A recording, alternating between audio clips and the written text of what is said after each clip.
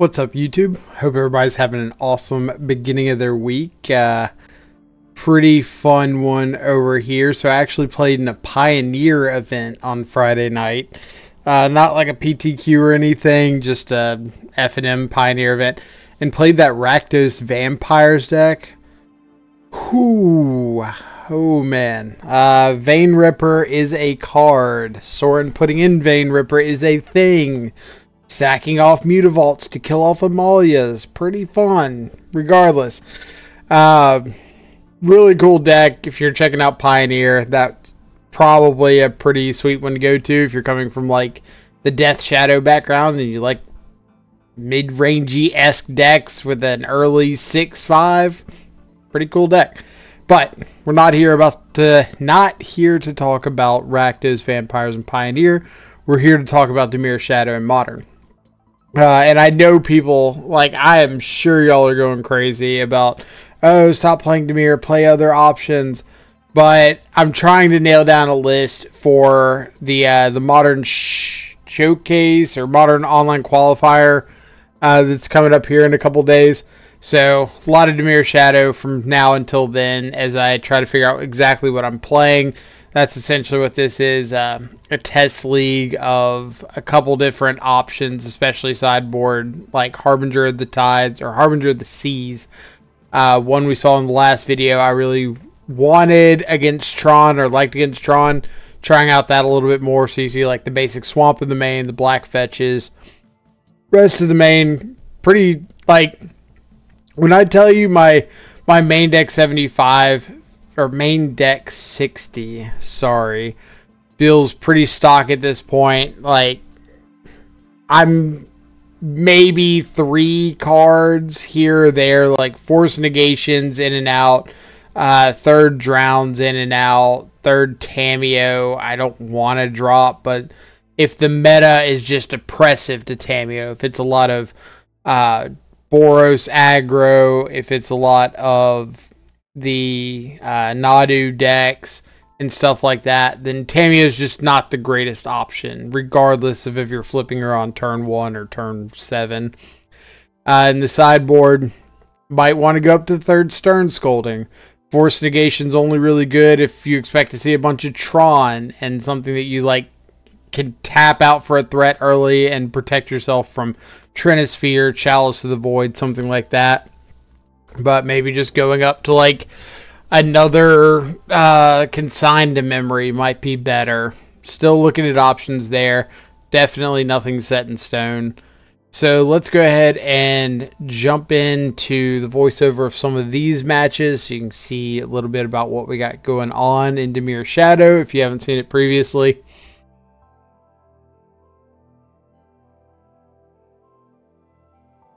As you can notice, I can move windows while drinking coffee, so the power of CGI. Game one, round 1 against Parrot. Good opening hand. We've got a little ability to filter our draw. We've got a Wraith to maybe find something we want a little bit more. Preordained and a ThoughtSeas. We're just looking for... This is like a generically good opening hand. It doesn't have fatal pushes, so it's not hedging against aggro. It doesn't have counter spells, so it's not hedging against control. But because I've got these baubles, the Street Wraith, the fetch land, I can kind of determine or kind of help myself figure out what I'm drawing a little bit. And I've got ThoughtSeas. It's going to be generically powerful against everything. So this is one of those opening hands that, like, you really want to see Bauble and Street Wraith kind of show off for you, kind of help you filter through, find exactly what you're looking for after you figure out what you need to be looking for. So, Thundering Falls, ditching a Galvanic Discharge. That could mean this is Wizards, it's Jeskai Control. I don't think Murktide's playing Galvanic Discharge. So, probably Wizards or Jeskai Control. Shadow's a really good pickup, whichever one it happens to be. We ThoughtSeas them, see, yep, it's Wizards. There's a Flame of Anor, a couple counter spells, Snapcaster. So we are able to snag away a Flame of Anor, which is like their most powerful draw go option here. It's the thing that kind of says, if nothing changes, I'm just going to get to draw 2 cards. Where, like, Counterspell is annoying, but there are ways from doubling up. If I find a second spell on my side, like ThoughtSeas, or Nethergoyf, then I can kind of overload the Counterspell. Subtleties card disadvantage, so I don't care about that in the slightest. Snapcaster, snapping back like Flame of Anor is really good, but they're a ways away from that, and I've got time to find Stubborn Denial, Counterspell, Drown, something. So here, just firing off my preordains, because I don't think my opponent's going to counter it, and I kind of want to just set up to overload a Counterspell next turn.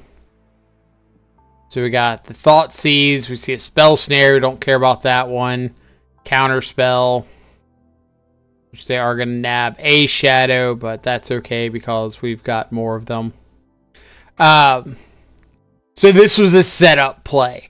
I intentionally fetched down to 10 when I could have fetched and shocked to 8 so that they couldn't snap discharge my Shadow.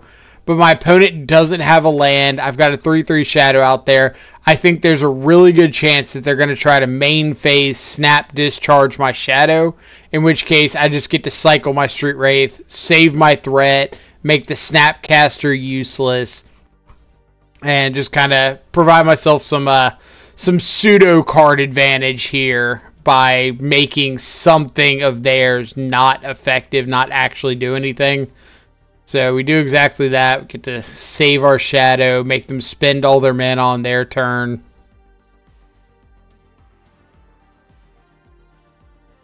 And opponent scoops it up to the Nethergoyf. Apparently didn't want to lose all their cards in hand to deal with it. Even if they had a Wrath of the Skies, we could get it back. Post board against the Wizards decks, usually boarding out some number of Street Wraith, because they can be a Bolt Snap Bolt deck. Not all of them. Excuse me. Not all of them are running Lightning Bolt, but I don't really want to just like take the risk. Tamiyo is a little awkward on the draw. You don't want to get into a situation where they pass with open mana, you play out a Tamiyo, and they have like Galvanic Discharge or Lightning Bolt. They just get to be very efficient in the early turns. And then Force Negation, I don't want a 2-for-1 on my side. And I just board out like a Fatal Push. But these are the matchups. Like Flusterstorm has been really excellent for me. Stern Scolding comes in. Stuff like that. ThoughtSeas done. We see a Force of Negation, a Harbinger of the Seas. So we're going to just try to hold up like our open black mana here so we can fetch up a basic swamp before this Harbinger comes down. And opponent scoops it up here. I think that they drew a couple lands and just realized that I was ready to fetch up my black source and decided like, nope, I don't have an answer for Tamiyo. I'm just going to scoop it up here, which I respect. But just goes to show the level of respect people have for Tamiyo right now and why I think that card is amazing. Round 2. Weird opening hand. So, spoiler alert, after this league, I think I dropped the basic swamp and the Harbingers. And a lot of it is because of situations like this. Like, I just don't feel it's worth it to have this black source, this non-blue producing land, in a deck with Counterspell and Sink into Stupor and things you're not actually casting off of it. So, like, if I want to turn 1 ThoughtSeas here, I would have to tap, or I would have to prevent myself from playing Counterspell on turn 2. Now, thankfully, we do Street Wraith into a fetch land, so we can turn 1 ThoughtSeas without having to lose out on a turn 2 Counterspell. So, up against Tron, or some variation of Tron. Find ourselves a Nethergoyf, but currently our Nethergoyf is not outgrowing Dismember. They find a Trinisphere. Now, I think this was a punt. So I tap 3 and play out the ThoughtSeas for the Dismember. I should have just passed with a Sink into Stupor. That way I could have Sink into Stupor, the Trinisphere, untapped. And if I found a land, I'd be able to ThoughtSeize away the Trinisphere, play out the Nethergoyf, and protect it with Counterspell. Or actually, I wouldn't even need to protect it with Counterspell, because the Sink into Stupor would give me an instant in the graveyard, which would grow the Nethergoyf to a 5/6, and it couldn't get dismembered anyway. So I would, even if I didn't find a land, I'd just be able to ThoughtSeize the Trinisphere, play the Nethergoyf. Thankfully, my opponent, I believe, has something here. Like second Trinisphere. Chalice. Sure. Yeah, we could have gotten down under Chalice, which we get to Sink into Stupor anyway, but yeah, I just really think we would have been in a much better spot if I had just gone for the Sink, the Trinisphere line.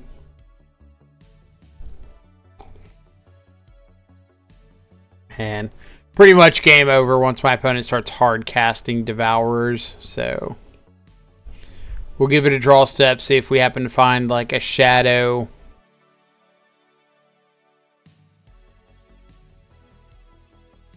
Fatal Push ain't it. Force Negation. Nope. On to game 2. Yeah. Like, that game haunted me for the rest of the league, where all I could think about was, I really should have Sink into Stupor that Trinisphere. But that's a lot of the reason that I really like doing voiceover leagues, is you get a chance to go back over your gameplay, see what you did, see what you would have changed, and go from there. Where just doing live leagues, often there's not a lot of opportunity to reflect. And I feel like if you're getting that chance to reflect on the league, then you're learning a lot more than if you just make the mistake and hope you realize it. Sideboarding against Eldrazi. Harbinger's coming in.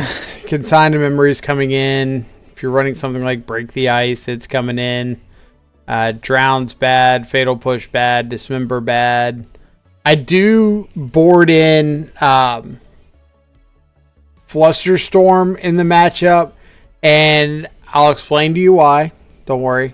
I guess I didn't board in Flusterstorm this time. Usually I do. I must have had a better sideboard split, but usually I board out 3 Drown in the Loch, 4 Fatal Push, 1 Dismember. So that's 8 cards even.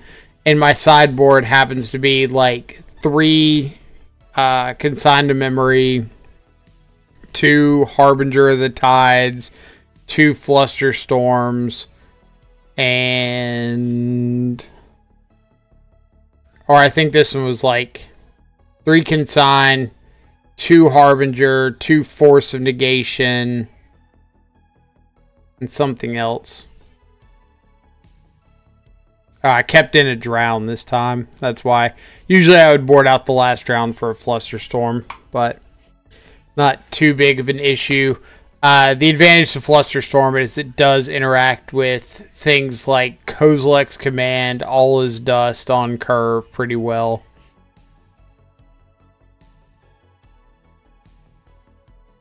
Kozilek's Command especially. That card's kind of a nightmare. Alright, we're going for the ThoughtSeas. Yeah. Go for the ThoughtSeas here. We do see they have double Kozilek's Command, which is really annoying because they're going to be able to make a token when we Harbinger.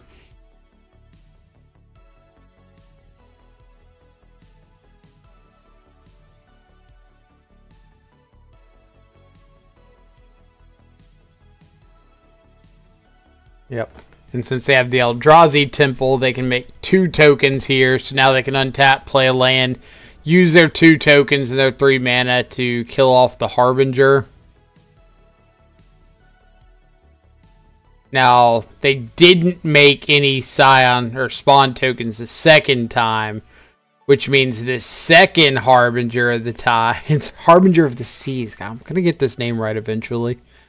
Probably not, but Second Harbinger of the Seas able to land, kind of stand in the way a little bit. We got a stub for the Karn. Since I can convert on this stub without needing Harbinger to be large and in charge, I'd rather do that. Thankfully, I find another Nethergoyf to speed up the clock anyway, but hopefully from here we should just be able to ride out like their loss of mana a little bit. Okay, so I tanked on this Talisman for a while, and the reason being is if my opponent has like a 4-drop to follow up this Talisman. If they just go Talisman, cast Karn, cast the One Ring, something like that, and I have to utilize this Consign to Memory, now I run into the issue of my opponent next turn playing Land All Is Dust, and kind of it for me there. The hope is that they don't have a follow-up, and I can untap, hit them for 7 down to 11, play another Nethergoyf, and have lethal with Consign back up. But 4 is kind of like the magical mana number for them. So that's why if that Talisman was giving them 3 mana, I would ignore it all day long. Not a care in the world. But because it was giving them exactly 4, and they have a lot of important 4-drops, and this Talisman represents colorless mana, I had to at least consider countering it. Turns out they did have a follow-up ring. We have a follow-up force negation, so life is fair. We're never punished. We get to play out our Nethergoyf and force and All Is Dust.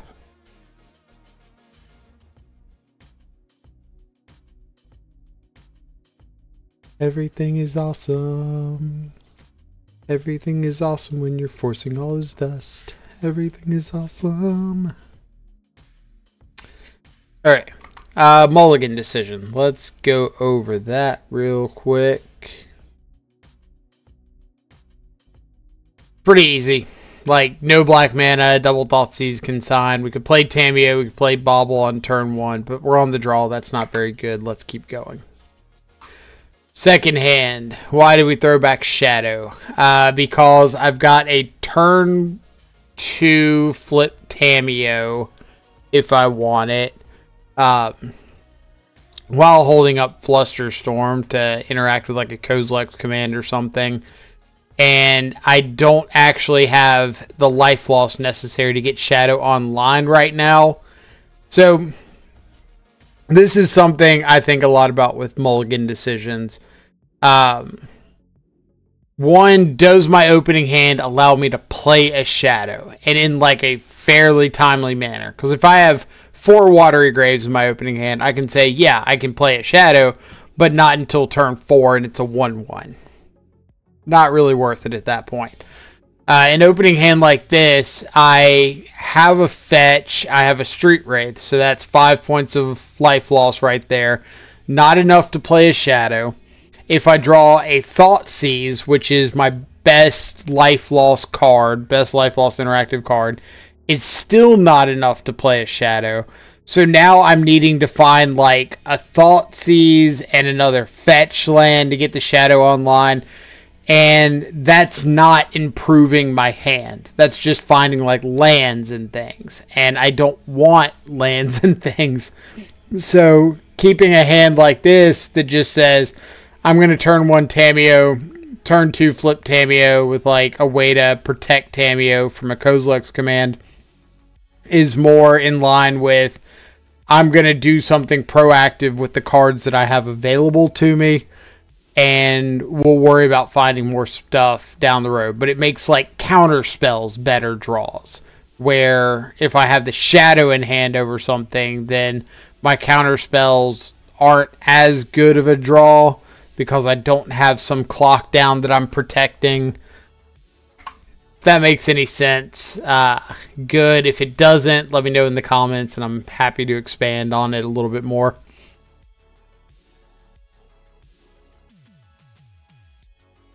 So, I bobble myself because I want to play out the Tamiyo, but if I see something more impactful, I'd rather do that. I don't want to get like chaliced on turn 2, so I kind of bobble myself to see if there is a ThoughtSeas on top, and since there wasn't, and I see a Street Wraith, now I know I can flip Tamiyo on turn 1. But if I didn't see like a ThoughtSeas, then I can just fetch shock, play Tamiyo, pass the turn, draw on their upkeep, go back to my turn, draw off Wraith, attack with Tamiyo, make a clue, pay the clue, flip the Tamiyo. It's not the greatest, but I do get to see a few new cards in case I find like a Preordain or something to make that cheaper. But instead, we're just going to flip Tomato.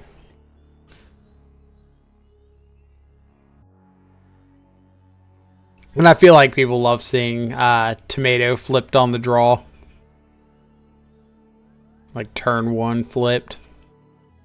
Chalice of the Void, pretty good.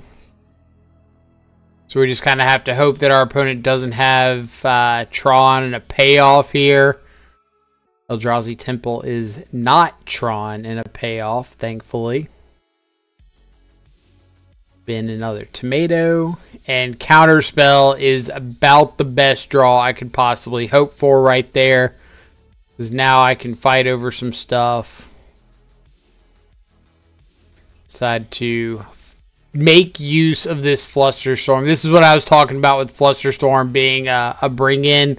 Is it can counter stuff through Chalice, especially like Kozilek's Command, all his dust.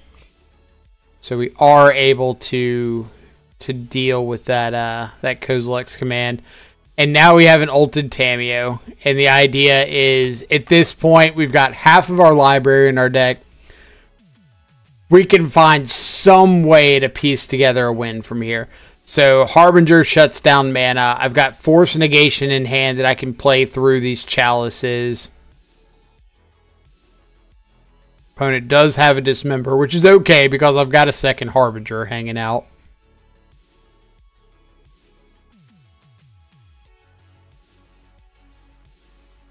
Like, I just need to slow down everything they've got going on. Got Counterspell. We've got Consign to Memory. Which, if you don't know about the Consign to Memory Chalice of the Void interaction, if, say, your opponent casts a big colorless spell and you've got a Consign to Memory, they've got a Chalice of the Void on one, you can pay 1, cast it into the Chalice, and then pay 1 to replicate it. Just choosing the same thing, like counter a spell, or counter a colorless spell, counter a colorless ability of a colorless card, whatever the second one is, or counter a triggered ability. Easier. And you can pay replicate as many times as you want. The copies do not get countered because they are not cast from hand. They are not, they're not cast. They're just copies on the stack. So you could, like, pay 3 mana, put Consign on the stack, replicate it, countering a colorless spell like a Devourer of Destiny, copy it again, countering a triggered ability, the cast trigger to exile something. So, really, really good to know there. But, regardless, opponent passes back, so now we're looking at holding up Sink into Stupor to bounce a Chalice on 1, really allow us to flood the board a little bit. And they decide to scoop to the Sink to scoop. Yeah, Sink into Stupor. Why are words so tough? Alright, on to round 3. Pretty good hand on the draw. Looks like more Eldrazi.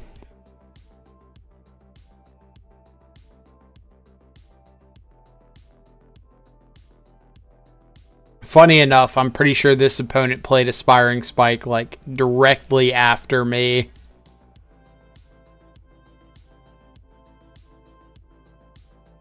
Alright, so we have got the ability to flip Tomato if we want to. We could also play out another Goyf. Fatal Push, not really doing us a whole lot in this matchup, so decided to just go ahead and flip Tamiyo, try to get us like a real win condition.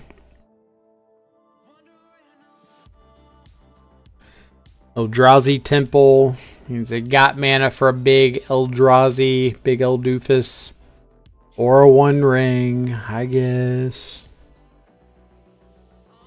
When they got Eldrazi Temple, I honestly wasn't really thinking about them just playing a one ring. I was thinking like, oh, they're getting closer to a Devourer, All Is Dust. If I find a ThoughtSeas, like, I can probably stop some of this. And then they just played the one ring, and I was like, oh, well, I can stop none of this.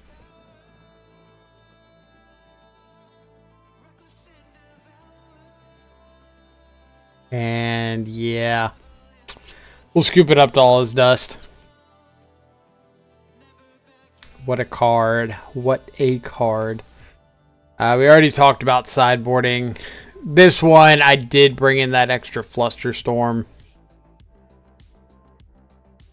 I think it's better against Tron and the Through the Breach Eldrazi variants. There's like the non-Through the Breach Eldrazi that it's not as good against. Unless you just see All Is Dust and like Kozilek's Command game 1 and then, yeah, play it. Alright. All Is Dust, a whole mess of Tron lands. Now they do have the basic waste, so got to keep that in mind. But just kind of hoping that getting down this Harbinger here will allow me a little bit of time.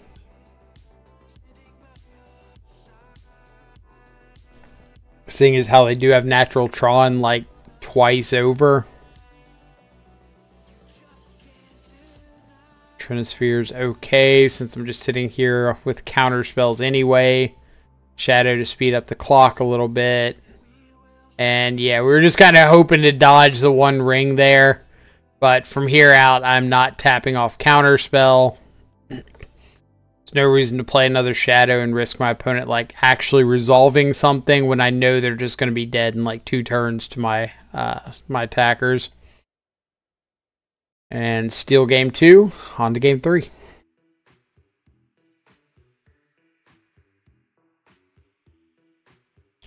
We got a turn 2 Tamiyo flip on the draw.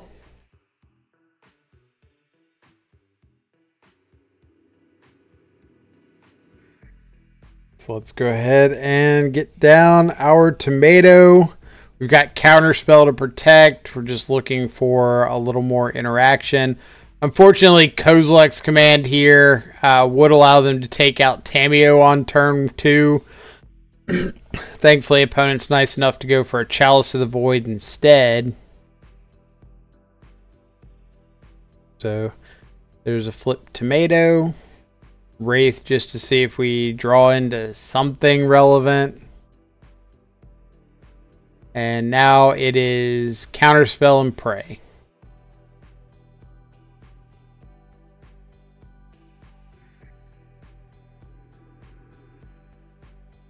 Tamiyo could not rebuy. Like, we could Counterspell, then next turn Tamiyo rebuy Counterspell, but that's not, like, really doing anything for us. I would love to counter this Kozilek's Command, but if my opponent's got, like, a better payoff that I need to interact with, I probably should. Also, funny thing about Kozilek's Command, I was so sure that card said exile like a non-land permanent, and it doesn't. It says exile a creature, so you know it's balanced. It's fair. It's just an instant speed, like exile anything, draw 1, or scribe 7, draw 1. Alright, then here, opponent went and got a basic island. And I was not prepared for that. Harbinger on top is great. Then on my upkeep, the Ugin's binding my Tamiyo. So now, not only do I not get a flip Tamiyo, they get to deal with the ult. They get a Scion token here, so they can kind of play around Harbinger.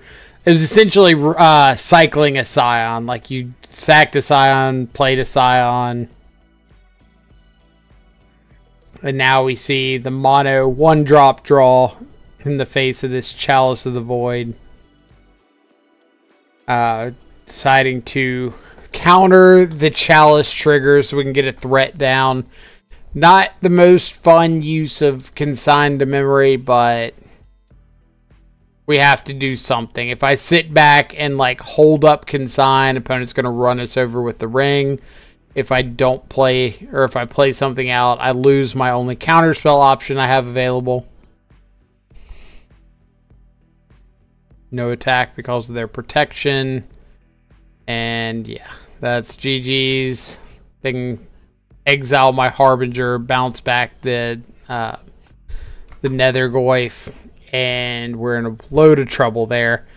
So what I learned from that game is some Tron decks are splashing Ugin's Binding, which I'm not going to lie, I had not seen that card nor read it before that match. So I had to look it up, but if you haven't seen it, it's like Kozilek's Command or Kozilek's Return, but for blue, where Kozilek's Return, instant, 2 damage to everything.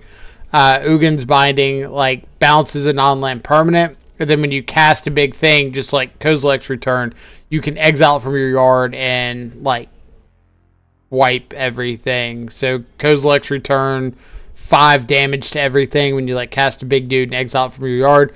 Ugin's Binding acts as a Cyclonic Rift and everything.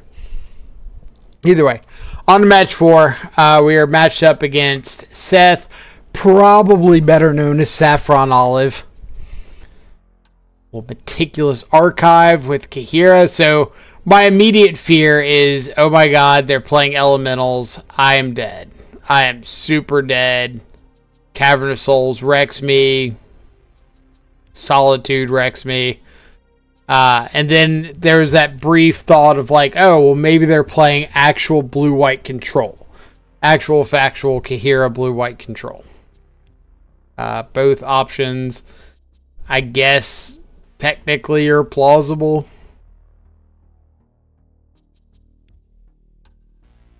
Play out our Shadow.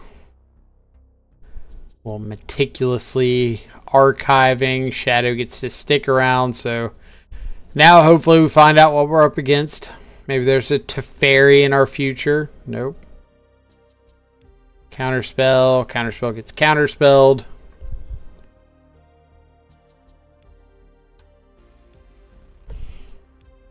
Coffee went cold. Teferi gets drowned. Now I am sitting back with the counterspell trying to find another threat. There's a tomato, which is pretty good in these spots. Drop down Tamiyo, Protector. Maybe get a draw or 2 out of her.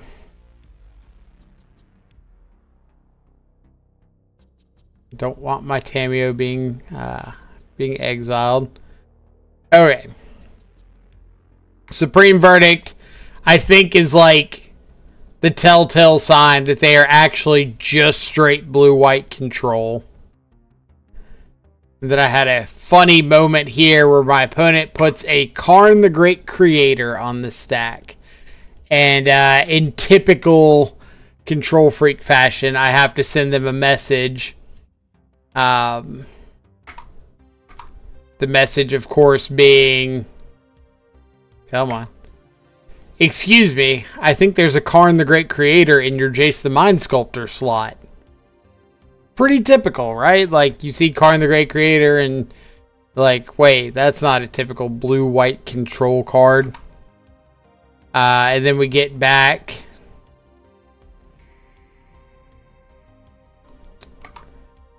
Don't worry, there's a reason. Well, if anything has ever made me worry more, it's my opponent playing Karn the Great Creator and saying, don't worry. So, they wouldn't get a 1 ring with Karn. We do, I believe, draw into, yeah, Drown in the Lock.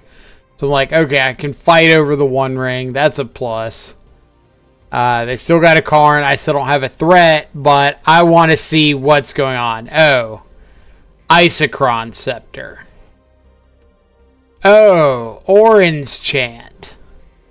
So they're going to silence my turns every turn from now until oblivion. Well then. So I could have countered the Isochron Scepter. I thought it was just going to be like on a counter spell or something. No. They're going to Orm's Chant on their turn to resolve a ring.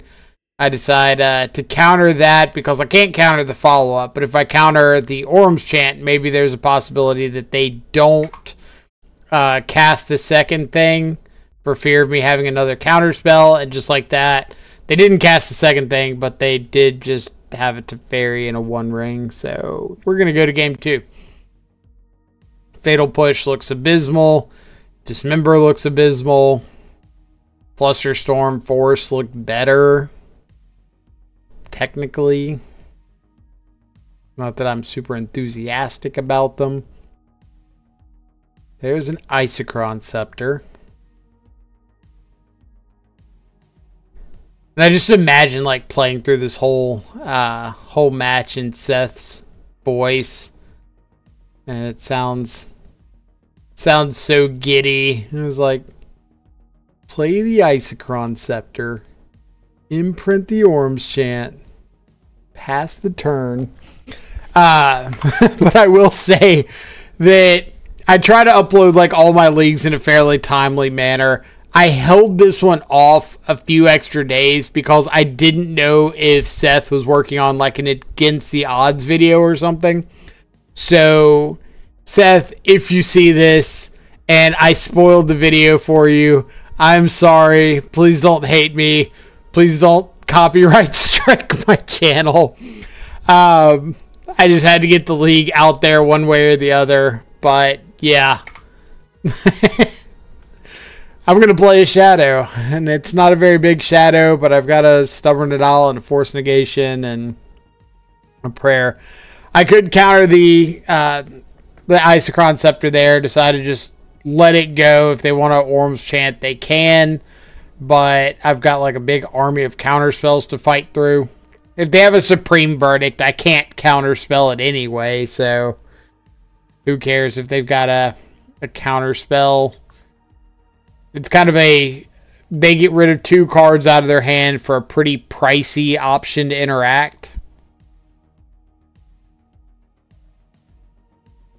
Now, they do have a counter spell up, but again, I've got 7 counter spells, including that one. They're on a quick clock. They're on a quicker clock. On to game 3. So, Isochron Scepter, Counterspell, Orm's Chant. Fun little combination here. Looks like a turn 2 flip Tamiyo. Looks like a turn 1 flip Tamiyo. So, on the draw, Tamiyo, Cycle Wraith, flip the tomato. Start ticking up. Say, do you have a prismatic ending right now? If so, I've got Force of Negation. But if you don't have the answer to like the Tamiyo right this second, then I'm probably going to be in a decent spot. Went ahead and used the Force and the Drown in the Lock because I saw that my opponent does not have a graveyard. So Drown in the Lock probably not going to be online to answer anything for a minute. See another Force Negation,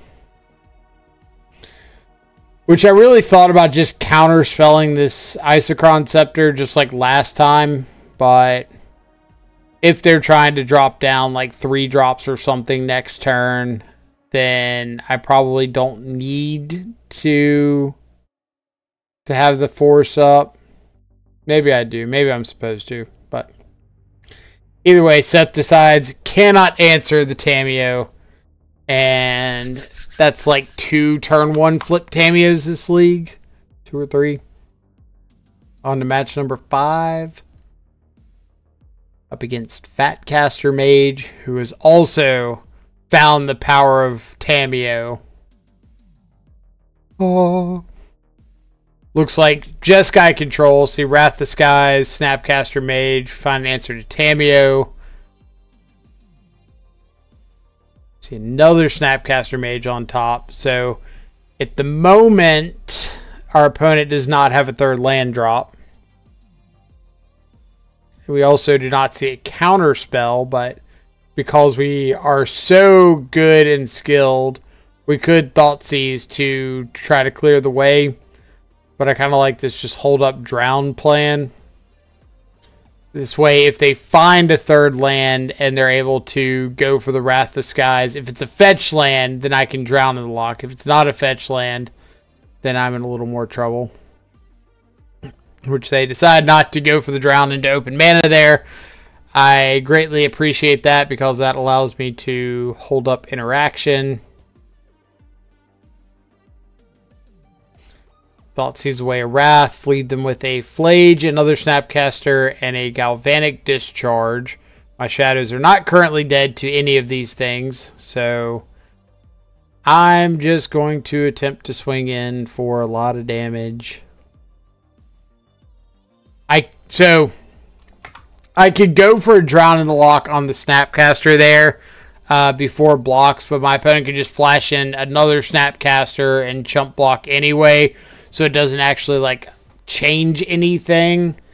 So instead I'll just like hold up the Drown in the Lock in case they find a Wrath of the Skies, or if they want to snap Wrath, which is what it looks like here.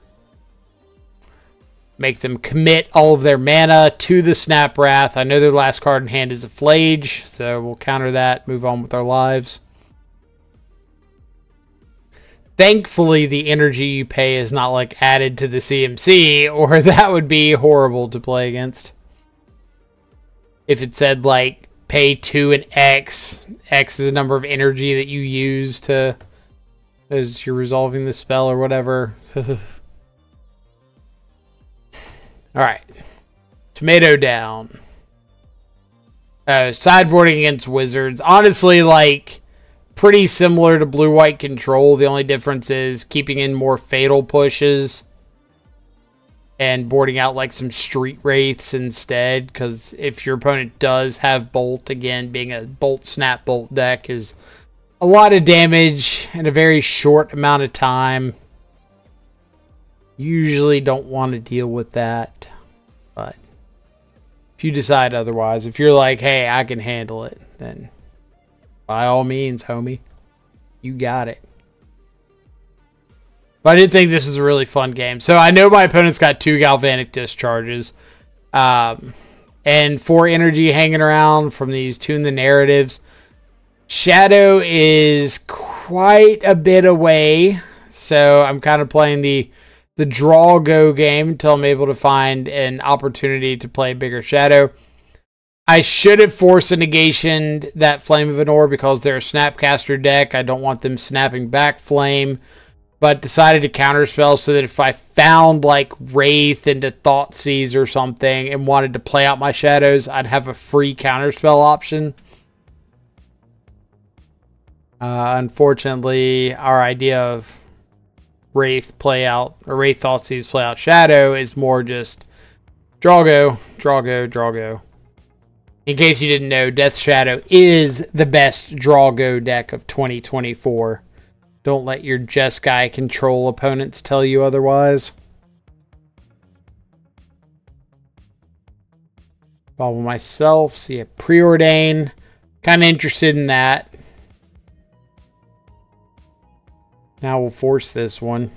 But I can't afford to let my opponent like get ahead on cards, because every dead draw they find, like every land, just makes my plan like that much more likely to actually work.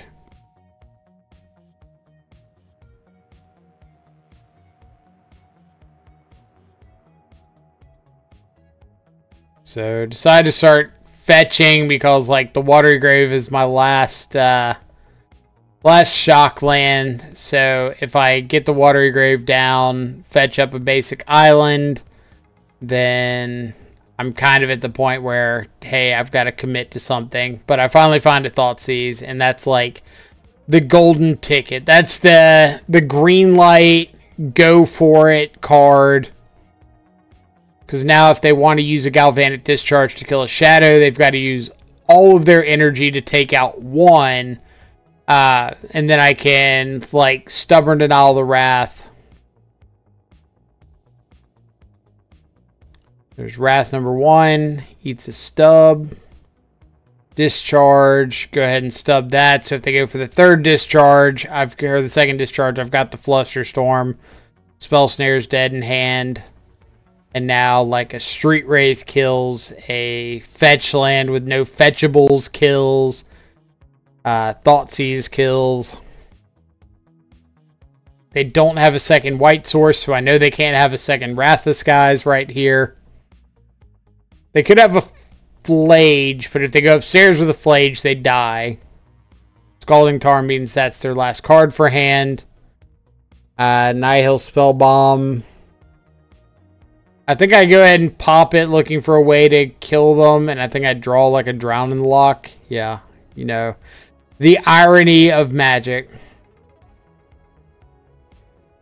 People talk about the Nombos all the time, like, oh, don't play Murktide in your Nethergoyf deck. Don't play Nihil Spellbomb in your Drown in the Lock deck. But unfortunately, there's just not a lot of options. Been counterspell, so it's kind of Wrath the Skies or die here. But now that they've put a couple more cards in their yard, like I've got Drown in the Lock to kind of interact with some stuff. Either way, don't need it. 4-1, only lost to Tron with Ugin's Binding. So that's a good one to remember for future leagues, but not something I'm necessarily playing around. Harbinger looked really good when we were able to resolve it. Tamiyo, like on the draw flipping turn 1 is just, ooh, chef's kiss. Consign of Memory was great. Force of Negation was great. Didn't get to see any Toxic Deluge matches, unfortunately. Nihil Spellbomb, still a little bit awkward with Drown in the Lock, but I just can't think of like any options to run in that spot that would be better.